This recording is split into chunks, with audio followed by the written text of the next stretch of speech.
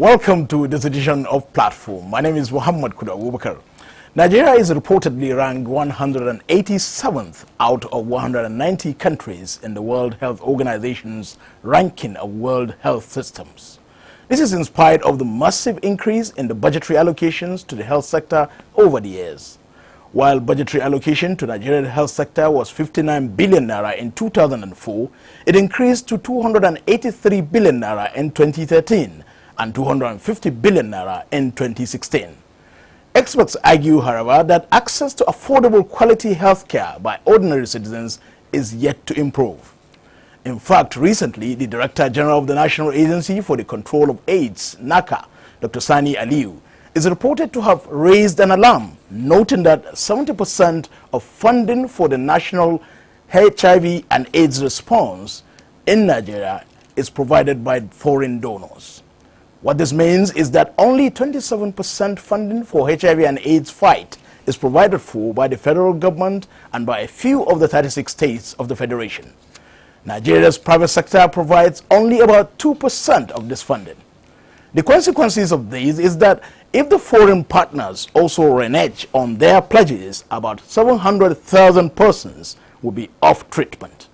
This edition of Platform examines this national health risk as we discuss the donor fatigue in HIV and AIDS national response. Our guest is Dr. Sani Aliyu, the Director General National Agency for the Control of AIDS, NACA. Until his appointment, he was the Caldecott Guardian responsible for information governance and the trust lead for the antimicrobials at the Cambridge University hospitals. Dr. Sani Aliyu received his Bachelor of Medicine, Bachelor of Surgery degree, MBBS, from the Ahmadu Bello University Zaria in 1993. He worked as a medical officer at the Nigeria State House Clinic, Abuja, until 1998, when he moved to the United Kingdom to pursue a postgraduate program at the Imperial College, London. Dr. Sani Aliyu was appointed to the first joint training post in infectious diseases and medical microbiology at the Cambridge University hospitals in 2001. He completed a master's degree in program in medical microbiology at the Queen Mary University of London in 2003 with a distinction and was awarded the Draper Company Prize for the overall best graduating student. At the end of his specialist training in Cambridge, Dr. Aliyu worked for a year as a consultant microbiologist in Birmingham before returning to Cambridge University hospitals in 2008 as the first joint consultant in infectious diseases and microbiology.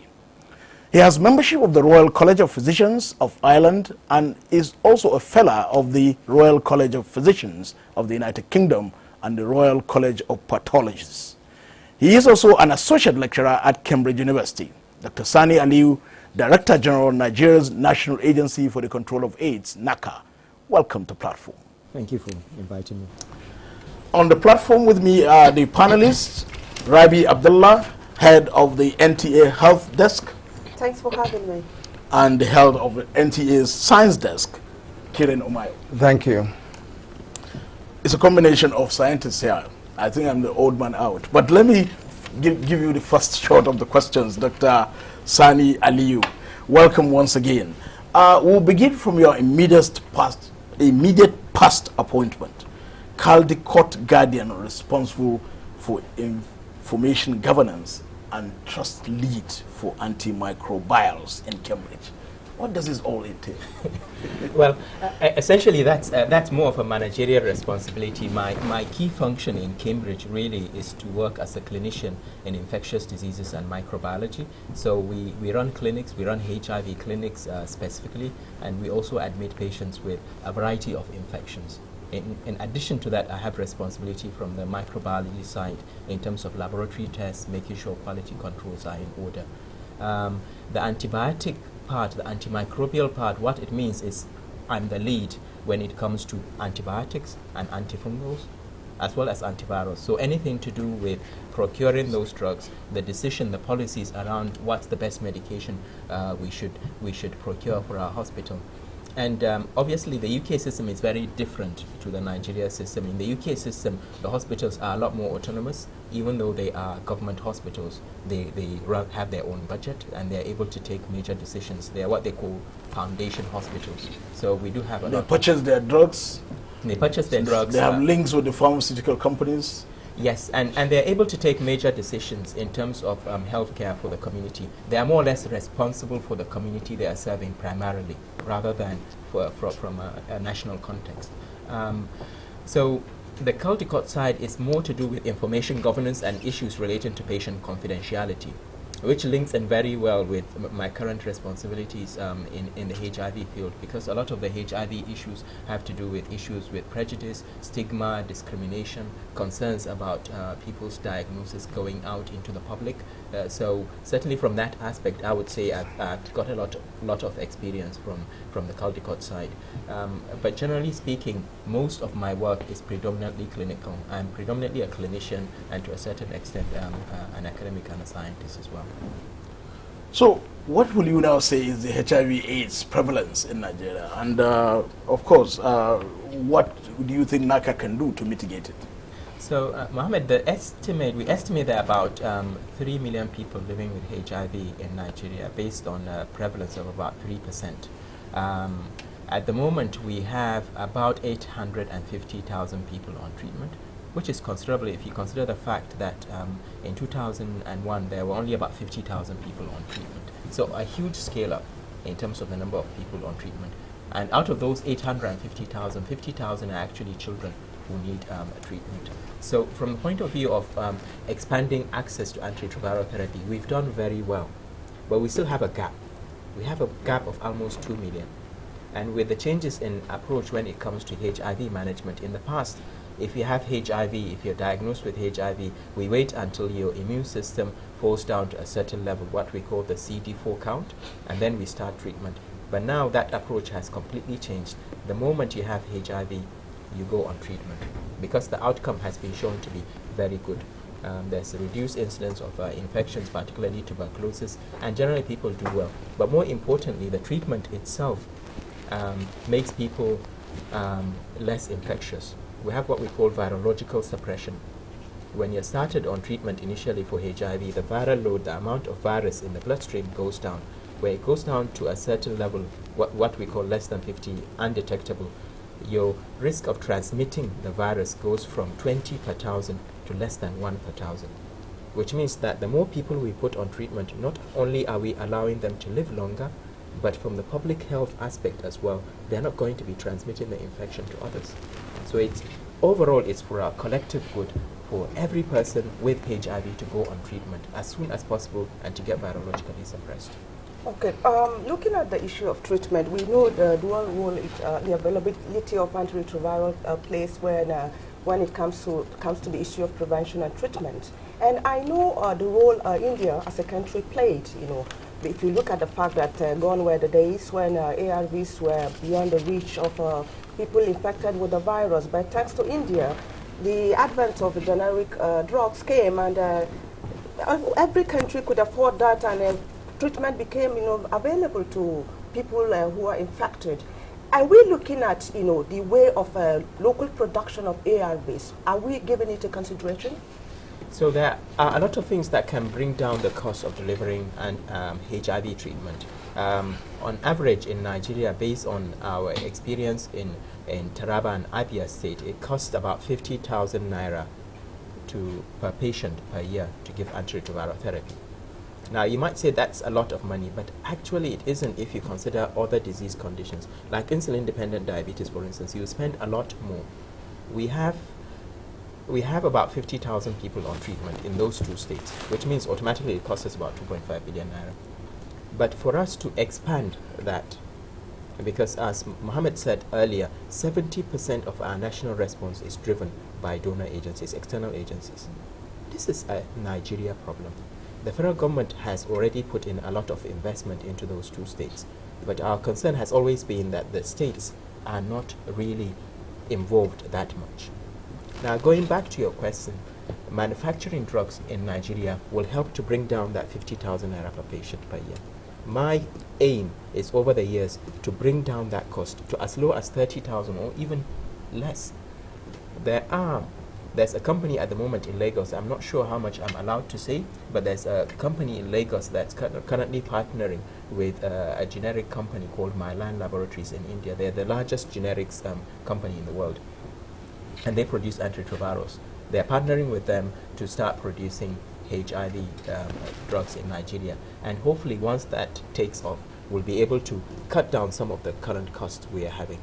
But a lot of the costs are not only because of the drugs themselves, but also the issue of procurement and logistics, the issue of distribution. And that's why it's important we strengthen our procurement system. And we also look at the way funding is also coming in. Because HIV treatment does not really, it's not amenable to the normal budget cycle we have, where you have to wait for capital releases. The best model would be to have a pool of funds available where you dip into it, you buy the commodities, you make sure they are delivered at the right places, and preferably you push everything down, you decentralize and push everything down towards the community level. So what sort of synergy do you have with the National Health Insurance Scheme in that regard? So a good question. We have been working very closely with NHIS, but more importantly, it's the states that we are engaging with. Because a lot of states, more than 10 states I know have started their state health insurance schemes. We are really trying to get them to include HIV as an indicator disease, not only for testing, but also for treatment. There's no point in you testing for HIV if you're not going to offer the patient treatment. None. You're not doing it's not right. It's not fair. There are some states like Ogun State, for instance, they have successfully included HIV within their component disease, and they're doing quite good work in that regard.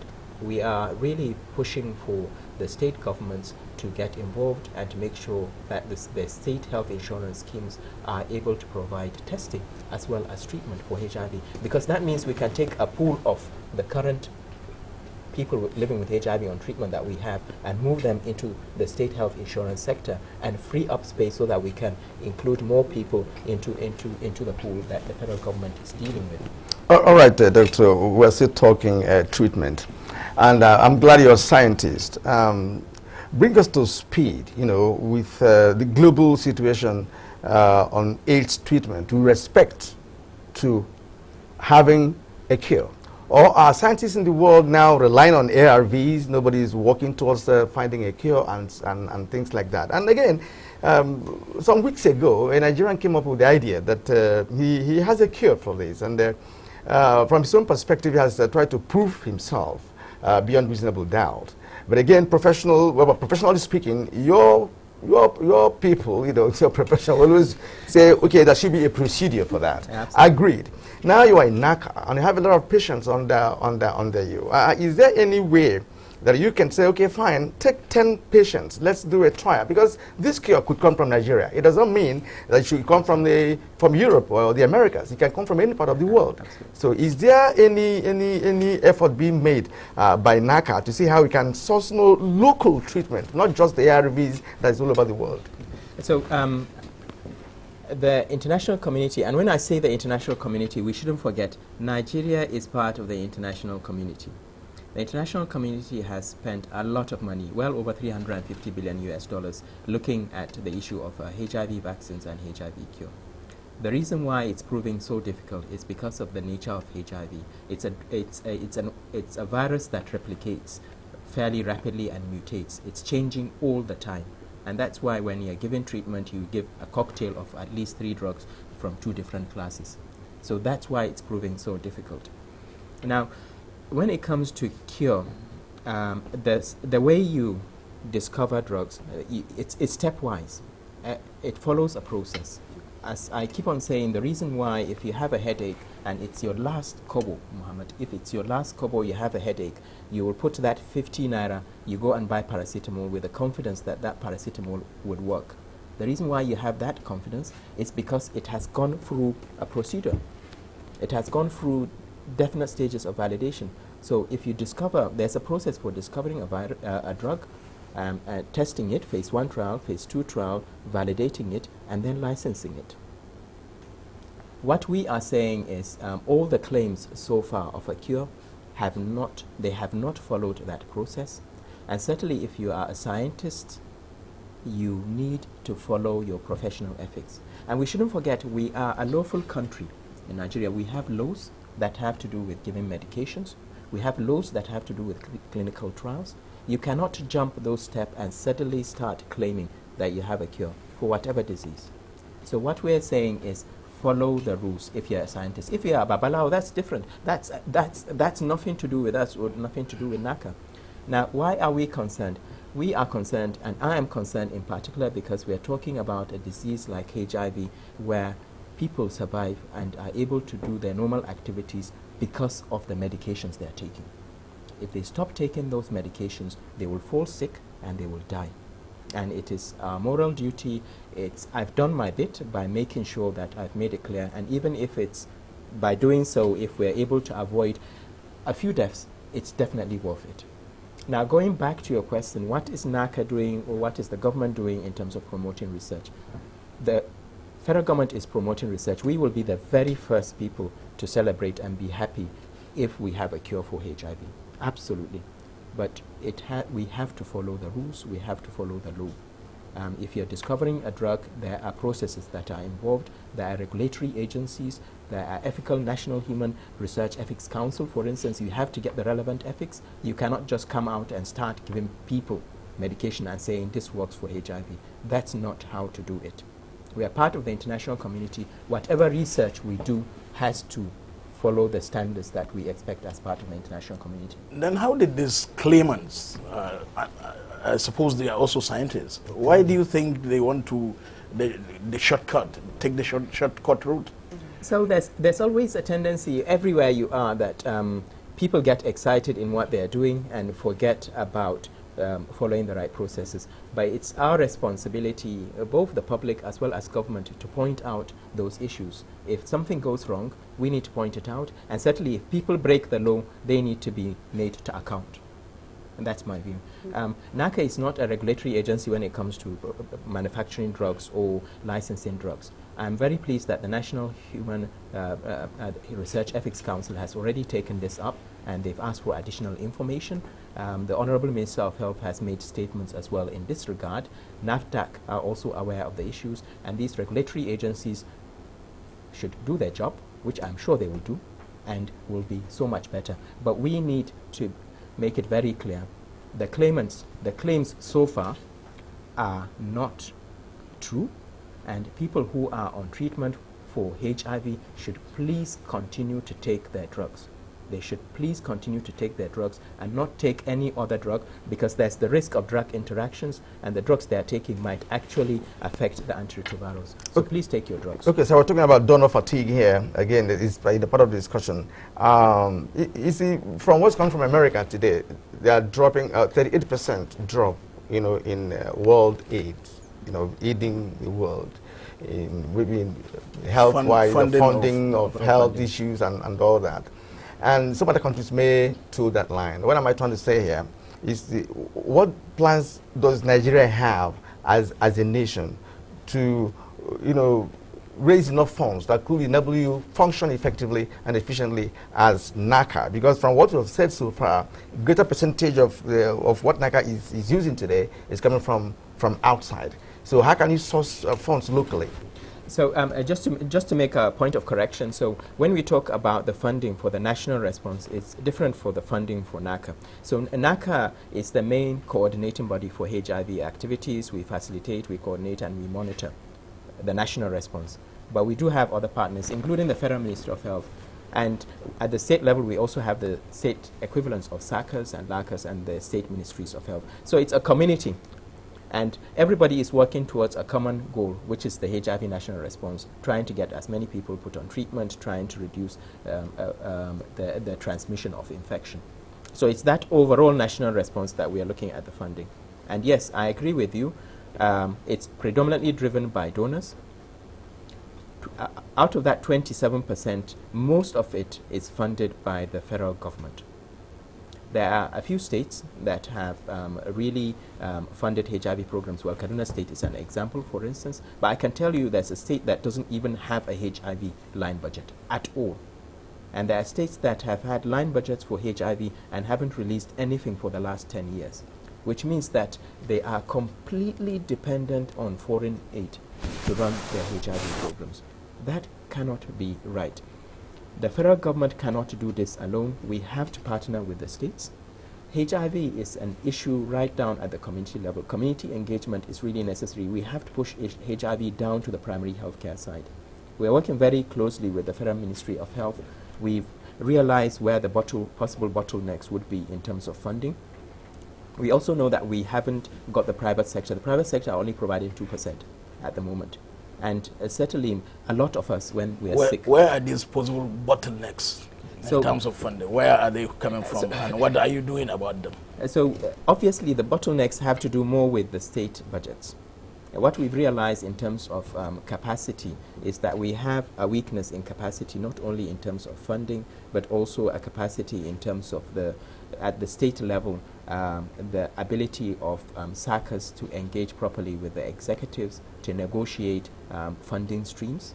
And we're trying to strengthen that. We've had a World Bank grant which has just finished recently, and the primary goal of the World Bank grant really was to improve the capacity of the states to be able to deliver, to be able to say, yes, go to the state assemblies, this is what we need for HIV. We have this number of patients. There's one state in Nigeria, for instance, 160,000 out of the 850 are in that state.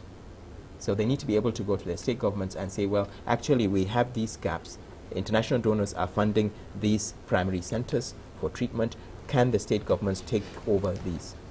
And also looking at trying to reduce the overall cost of the delivery of the programs. Okay, let's look at the pilot program you have in Abia and Taraba.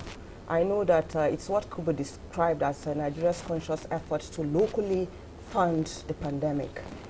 What signals are we getting from there? Because I know that when in the heydays of PEPFAR, that's the U.S. intervention, a lot of services were available. Could same be said about those two states that we are currently looking at as the pilot states?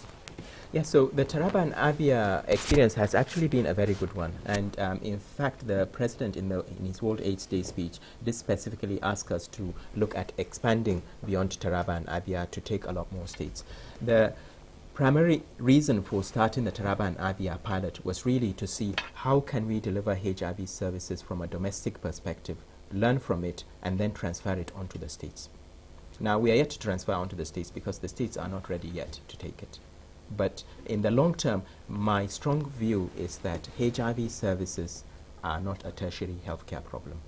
They are a primary/secondary healthcare problem, and therefore the responsibility lies with the states to start taking over the delivery of these services. What efforts are you, doing to get this started, where the states are concerned? Why can't they there's a lot of high-level advocacy. Obviously, you have... what we're trying to do is, it's a pie, it's a cake, and everybody wants a piece of the pie. And we know in terms of budgeting constraints and funding, etc., there are other priorities as well, apart from health. There are other priorities in terms of education, etc. But what we've been arguing, and we will continue to push, particularly the state governments, is that this is what we need for HIV. And it's not going to be a huge amount for states that have low prevalences. I can tell you, for states that have low prevalence, we probably wouldn't need more than 2% of the health budget to drive HIV care. For states that have a real HIV problem, we would need substantially more than that. But it's more about commitment and trying to make sure that those funds are available when needed. Because the efficiency of HIV services all has to do with having the right commodities in the right place and the right people to deliver them. It's all about smoothing the process. But at the moment, that process is not smooth, partly because of shortage of funds, partly because the logistics are not there, partly because the capacity of the human capacity in terms of the human resources required to deliver those programs is not up to scratch. So there's still some work that needs to be done, but the first bit is really high-level advocacy, trying to push forward that message. We are having funding problems because donors are going to start withdrawing. Eventually you have to have an exit strategy for donors. There's no program in the world where it's open-ended. So eventually the donors need an exit strategy, and we are there to help them with that exit strategy so that we can start looking after our own patients. Is this fund you're trying to advocate one of the answers to going off the budget cycle that you're saying is not sustainable? Yes, so at the National Council on Health, as well as the National Council on AIDS, which took place a few weeks later with the Honorable Minister, one of the options that was raised was taking 0.5 to 1% of the consolidated revenue fund and putting it as a HIV fund. Very similar to what you have maybe for TED fund, where you have a pool of funds that will be managed by a consortium, and those funds will be used primarily to procure commodities. Most of the cost of HIV care has to do with those commodities, the test kits and the medications, the drugs, and also the procurement and logistics side. And it will make our job much, much easier at the federal level if we had engagement of the states in terms of pooling these funds. Nothing stops us from getting external funds to put into that pool as well. But now that we have a very close, a much closer working relationship with both the Federal Ministry of Health as well as the state ministries of health, I think now is really an opportunity to start looking at that funding model. Patients being put on treatment, it's like a contract. You have a contract with them, you've done a test for HIV, you're putting them on treatment, you are committed to keeping them on treatment. I don't want to see a single patient in Nigeria coming off treatment because they do not have access to antiretrovirals. Yes, sir. Let's talk about sensitization now, because when you came up with the figure of estimated Nigerians that they live with HIV and AIDS, it's to me frightening, because at a point people felt that AIDS has gone down so low, well, until you came up with this figure right now, and there's been less sensitization of the people on this, maybe through television or radio adverts. Is it part of the funding problem that you have?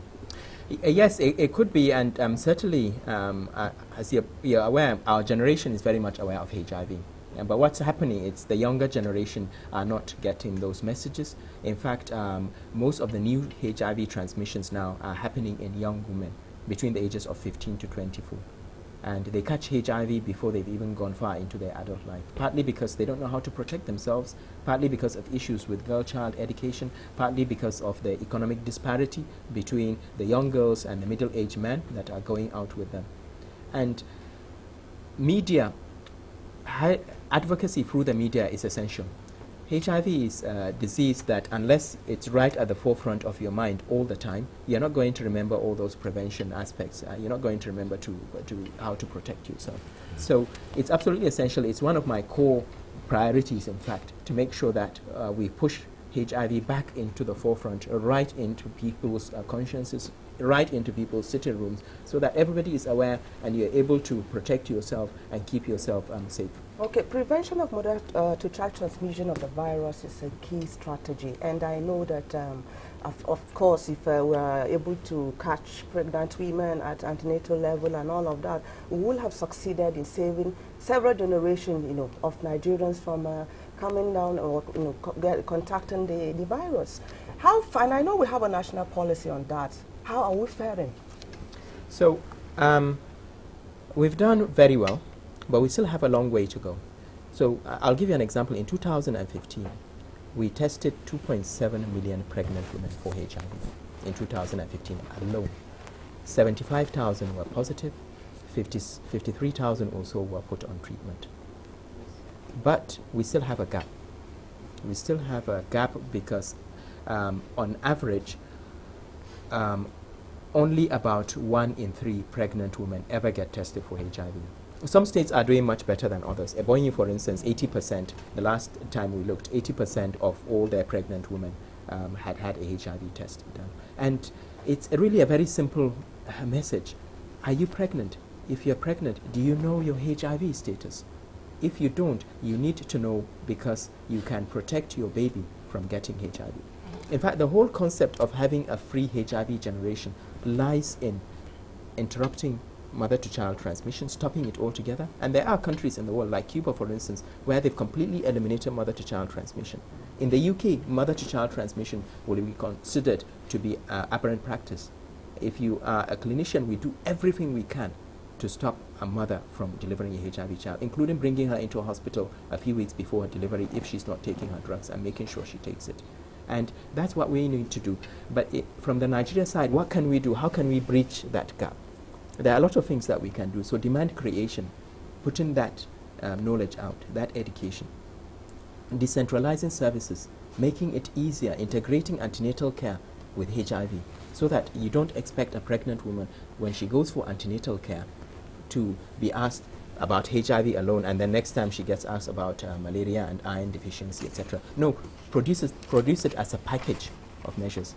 But also having improved access, because a lot of our pregnant women don't deliver in the hospitals. They deliver at home. So keying into traditional birth attendance, we've had a program that we're running through Taraba and Abia, partly funded by the World Bank, where we are looking at involving traditional birth attendants. And also the private sector, because the private sector are not engaged. A lot of women deliver mostly through the private clinics rather than the public hospitals. So a lot of things we can do to improve uptake of mother-to-child transmission. But I think the key thing really is education. Do women of reproductive age really know that when they are pregnant, it's an opportunity for them to know their HIV status? Because it is. And we're here, NACA is here, working with our partners, including the Federal Ministry of Health, and we're committed. If you're pregnant, we want you to have a HIV test. And if you're positive, we will link you up to care as quickly as possible and make sure that your child is delivered safe and uninfected.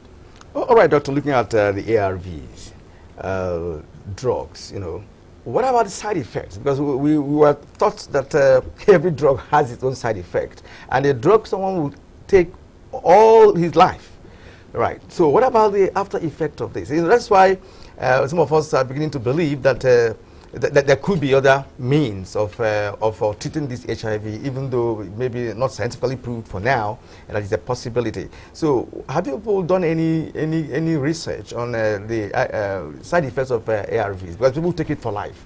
People take it for life. You're quite right. There's no drug in this world that doesn't have a side effect. But I can tell you with certainty, compared to when I first started in HIV medicine, things have moved on. When we started antiretrovirals, we used to take 16 tablets for treatment, and they had considerable side effects. For a patient. For a patient, once a day. If you take those 16 tablets, you don't need to take food. Your stomach will be full. But things have moved on, and those drugs were very toxic. There are drugs that we no longer use in the UK now completely. They were first generation antiretrovirals. They had anemia, anemia, neuropathies, all sorts of issues, diarrhea. You take it and you just go straight to the toilet. But now things have moved on, and a lot of the drugs we're using now, it's just one pill, it's once a day, and they are very safe and effective. And that's why the compliance itself has improved, because compliance is linked to side effects. Increasingly, more and more of the patients we put on treatment, there's a particular regimen that we used in Cambridge before I moved over to Nigeria. I haven't had a single patient coming back to me and saying, "Doctor, this drug is intolerable, I can't use it." Not a single patient, because it's so tolerable. It's almost like taking paracetamol. You really don't feel it at all. And that's why, even though, yes, the concept of a cure for HIV is important, in the long run it will help us, but there's treatment available that's allowing people to live a normal life. Remember, HIV affects the most productive part of the population. It affects people who are the most likely to go out and look for bread for their family, etc. And that's why the international community, as well as the national governments, are so aware of it. That's why when people ask me, "Well, I have diabetes, what about my diabetes?" I say, no, the issue is HIV doesn't just affect the individual, it affects the country's GDP. South Africa, for instance, their life expectancy increased by 11 years just by sorting out their HIV problem. And we know for every 10% increase in life expectancy, you have a 10% increase in GDP. Antiretroviral therapy is one of those interventions that's the most cost-effective and gives the highest return in terms of economic return compared to any other health intervention. So because they're able to get people. The more reason why NACA and the Federal Ministry of Health should step up and Absolutely. make the states to not just provide budgetary allocations for testing, but for treatment. Yes, definitely. There is no point in testing if you're not going to commit to treating a patient. It's not morally right. So what's NACA doing to? So NACA, together with our partners, including the Honorable Minister, the National Council on Health, for instance, for the first time, HIV was actually a major item there. And I presented the issue regarding sustainability of funding. We are also working through the federal government to present to the National Economic Council. All the state governors usually sit on that forum to tell them about what the issues are and why we need to take charge. Because now is the time to take charge. If we don't, in the next 5 years, we're going to spend a lot more money because a lot of people might potentially come off treatment. Foreign donors are responsible for almost 700,000 of the 850,000 people on treatment. And can you imagine what will happen if their funding is cut? Already we have issues where some partners are no longer funding aspects of the program, so like laboratory tests, for instance. They're trying to save money and they're putting money into the medications and general specific HIV management rather than the general laboratory side. But in the long run, what I see is normalization of HIV services. What do I mean by normalization? Pushing HIV into the normal health sector. So for example, there's a clinic in Silesia here that's currently running a new model where they have a clinic, patients with diabetes come, patients with hypertension, patients with HIV, they all line up and they are seen by the same doctors. And that's so much better. It removes the stigma, the discrimination associated with linking up with the HIV. It also improves the capacity, it builds the capacity of healthcare workers, because ideally every doctor in Nigeria, in fact every healthcare worker ideally should be able to have some idea of how to treat for HIV. Okay, I know that there was a switch from the use of chloroquine in the treatment of malaria to the artemisinin combined therapy in the country based on resistance. That's right. Do we have issues of resistance where HIV and AIDS ARVs are concerned? Yes, First and second line drugs? Yes, we do. Fortunately, it's not a huge problem. Okay. And why is it not a huge problem? It's simply because as I said, we have less than barely a third of people on treatment at the moment. So we don't have a critical mass of people that are on antiretroviral therapy. We would love to have more people on antiretroviral therapy, but resistance usually emerges as a result of having a lot of people on treatment, and those people are not taking their drugs regularly. So they are stopping and starting, or they are taking one drug and leaving one pill behind. In the developed world, a lot of countries like the UK, for instance, our baseline resistance is about 7% in patients that have never taken treatment at all. There's currently a study, they published the preliminary part of the study recently, which was sponsored by the National Institute for Medical Research together with external partners. And they will be coming out with more definitive figures. But certainly for the moment, we have, let's say, if you pick 100 patients, I'm only sort of giving an estimate here, if you pick 100 patients, 90 will be on first line, possibly maybe 5 or 6 will be on second line, and a very small number will be on third line. But those third line is quite expensive. Can terribly we afford expensive, it as a country? terribly expensive. The third line drugs. So third line drugs will cost you at least 120,000 naira per month. Per patient. Month per patient. They are terribly expensive.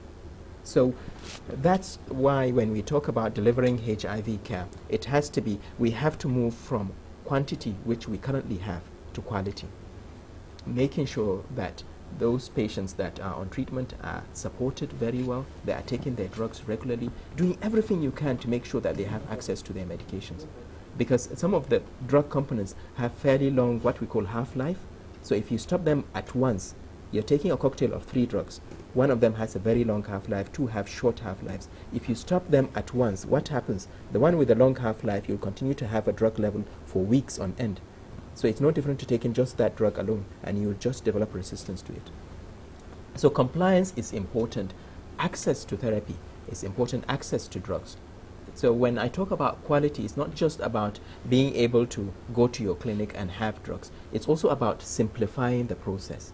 So making sure that if you are very well, you don't need to go that frequently, so that we can have a critical amount of drugs that we can say every patient, instead of having 1 or 2 months supply, here's 6 months. We don't need to see you for 6 months. And then also working with your local chemist, so that we give your local chemist, if you allow us to, we give your local chemist your drugs. You can go and collect your drugs. If you don't want to collect a 6-month supply, every month or 2 you go to your local chemist, and every 6 months you get seen in clinic. Making it easy for people to take their medications and to have a normal life, because it's all about having a normal life. There's no point in treating for an illness if it's not going to affect your quality of life. What is NACA's budget? And you may say it's not very adequate, and if it is not, what have you done? Maybe going to National Assembly, for example, talking to the standing committees, the relevant committees that oversight NACA. So the NACA's budget is in the public sphere. We have 3.4 billion naira capital budget. I must say we have a very healthy working relationship with the legislature. Both the chair of the ATM, Honorable Dave Matix Ambogado, and Senator Mao, who chairs the Senate side. And they are with us here because they realize the issues. There is a serious funding problem. And I think from the federal government side, there's a lot of move towards addressing this. Already, as I said, the federal government has taken Taraba and Abia, and the federal government has shown commitment to take up more states. But we shouldn't stop there. In fact, the question shouldn't even be just at the federal level. The question should be, what are we doing with the states? Particularly the state houses of assemblies that drive their own budget process, and how are we strengthening our state agencies for the control of AIDS and our local agencies for the control of AIDS to also leverage with their state governors and with their parliamentarians, because the more people we get into the system, the easier for us to build a system that works very well. HIV is not a federal problem. It is not a tertiary care problem, Mohammed. It's a problem of primary health care. It's right there in the community. There are more people living with HIV in the rural areas than there are in the urban areas. The more educated you are, the less likely you are to have HIV. It affects predominantly people who have limited access to education, limited access to money, limited access in terms of when it comes to women, limited access to deciding for themselves when it comes to health issues. What about private sector involvement in all of this? Because, for instance, immunization, for instance, we know how much contribution the likes of Haj Dangote has made, and what sort of assistance are you getting, from that angle? So 2% funding from the private sector, I'm sure it can increase. There are, within the oil producing areas, there has been some relationship between some of the oil companies, like Chevron, for instance, supported some sites in Akwa Ibom, I know, and they built very good primary health care centers that currently run HIV programs. But there is a lot of potential in the private sector, a huge potential. When I talk about the pool funding, for instance, I'm not just talking about the federal government, which has already committed several billions into the Taraba and Abia. No, I'm talking about everybody coming in, including the private sector. At the end of the day, the private sector have employees, and these employees have HIV as well. And it is in their interest for their employees to continue to be healthy so that they can work and they can effectively deliver on their tasks. Are you taking advocacy to them? Oh yes, we are. We have there's the National Business Coalition Against AIDS, NIBUCA. That's the platform through which we're taking this through to our private partners. And in fact, I'm due to meet them fairly soon, and they are the membership. It's a pretty good bunch of people. And Doctor, from your submission, it's very clear that HIV treatment is not is expensive. Yes, because of the third line treatment that Rabi mentioned, and he just gave us a figure about 100,000 naira for a month, isn't it? Okay, right. 20,000 for a month. Now, I'm still interested in the area of Nigeria as a nation, looking inwards, seeing to determine how we can actually get these drugs done here. We get the ARVs from Europe and America. So you can analyze it. India. And India. Yes. We analyze and know the content, what is there. We can make them here. We have several pharmaceutical companies here that are manufacturing. Now, why is that not happening? And again, would you advocate for a synergy between the traditional medical practitioners and the orthodox ones? Because because from all indications, we seem to be relegating traditional Medicare to the background. Don't they have a place? A place, yes, in this. So we talk about health systems, and really, when it comes to health systems, I try to keep within my specialty, and all I can say is I'm a scientist.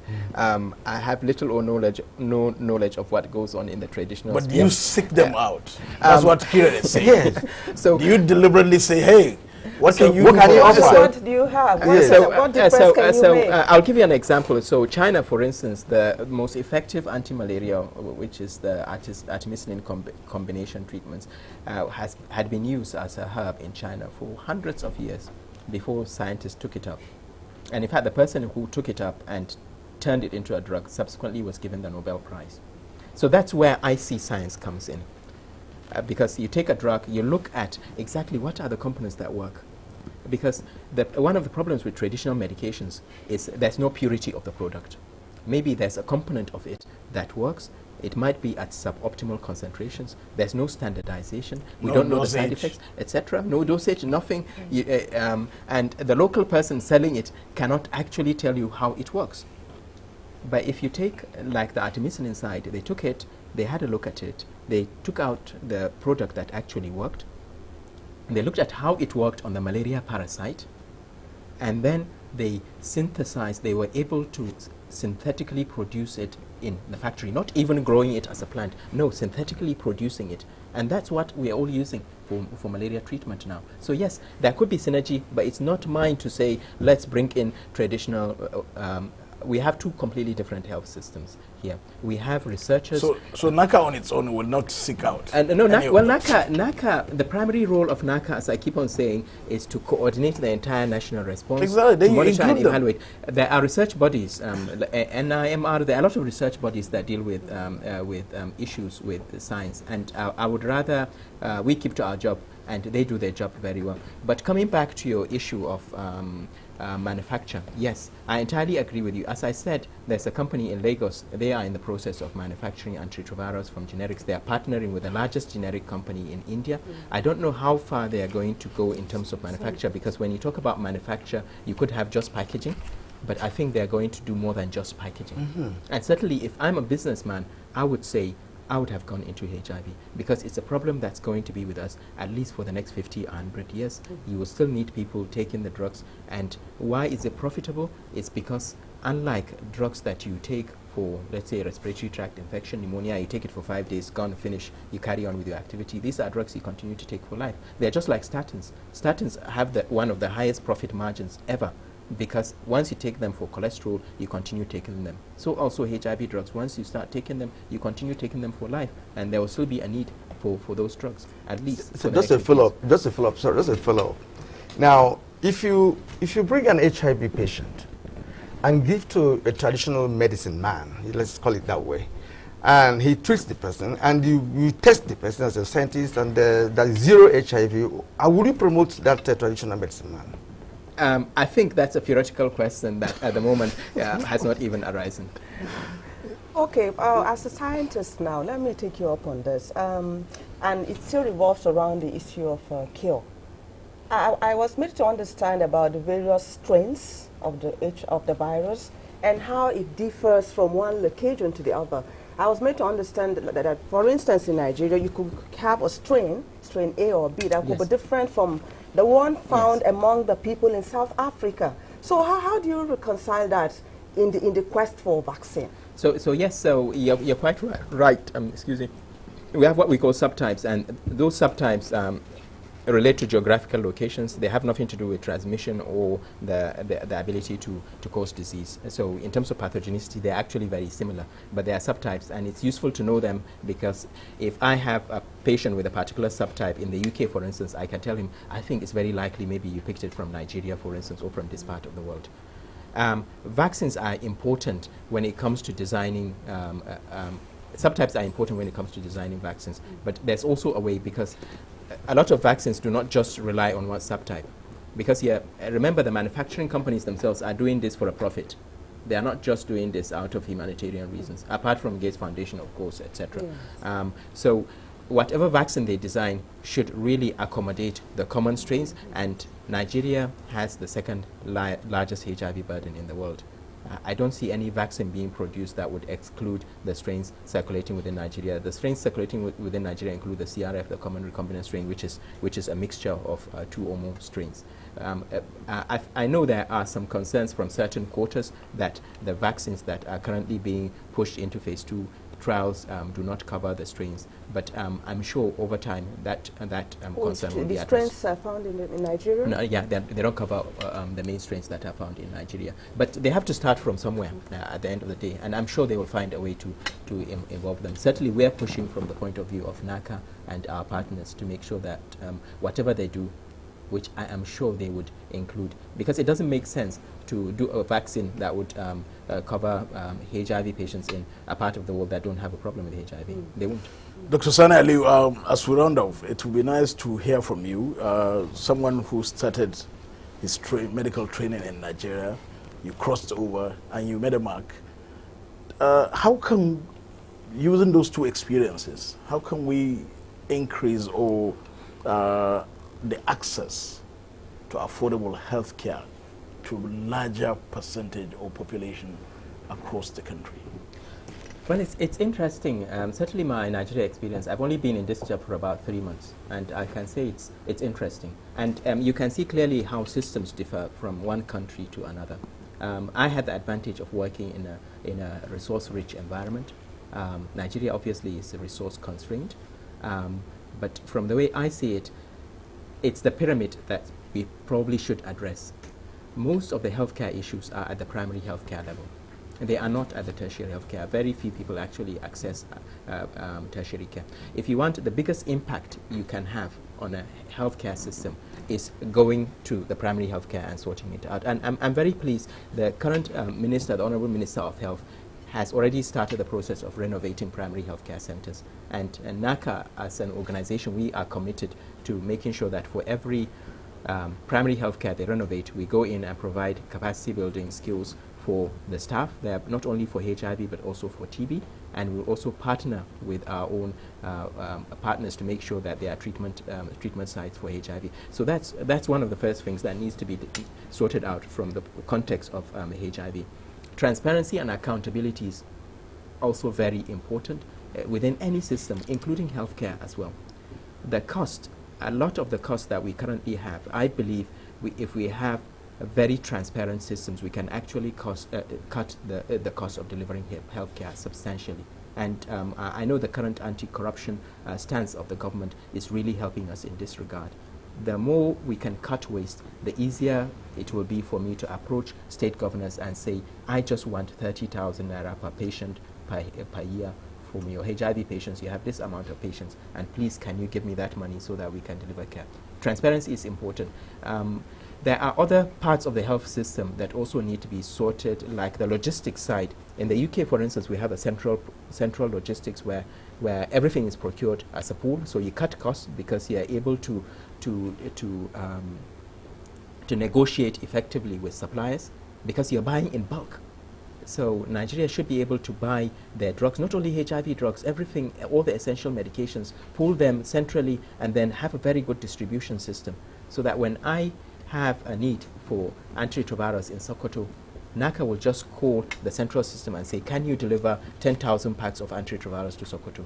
How you do it, not my business, but it needs to be done. Because if we have the right commodities in the right place and the right people to deliver those services, we will get the answers you want. Dr. Sani Aliyu, certainly we may have to stop somewhere, and we are stopping now. It's a conversation that will continue, certainly. We will see more. We will wish to assure you of our level best of advocacy, support towards your advocacy, and we also want to see how far NACA can go in coming up with that fund that you are advocating.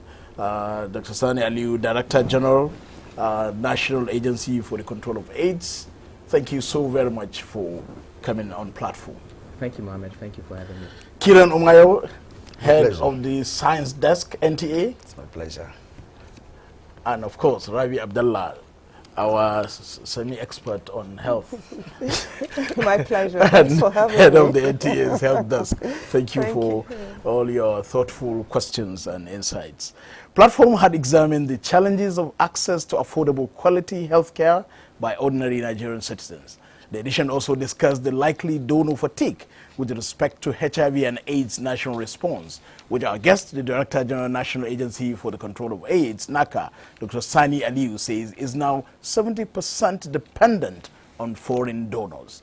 But he has brought forward so many possible suggestions that the federal government, the Federal Ministry of Health, and of course the National Assembly should look into as a way forward.